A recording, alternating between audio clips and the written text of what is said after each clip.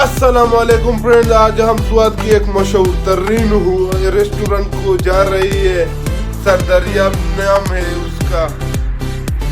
अभी हम जा रही है बाइक पर, तो आगे देख लेंगे, आप लोगों को होटल को दिखा देंगे। अभी हम पहुंच गए।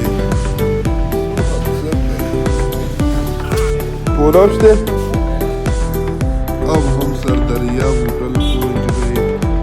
ये देख लो, ये बंदा भी देख लो, और ये मैनेजर सेना से बेटे है। ये देख लो भाई साहब, ये सरदरिया होटल के कमरे हैं। रेस्टोरेंट, ये ब्रदर है, पेशाब करने के लिए जा रहा है 5 नंबर।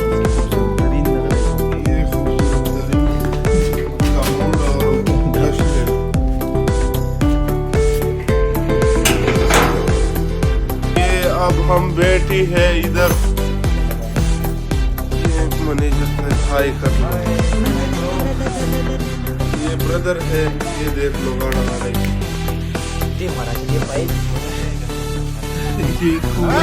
भाई साहब ये खाना पहुंच गए।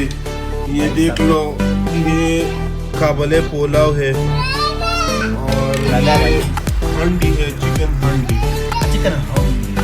ये हम खाएंगे इंशाल्लाह।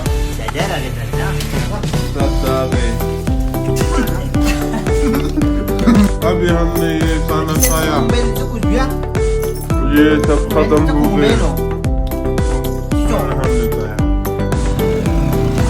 अभी हम वापस रवाना हो गए।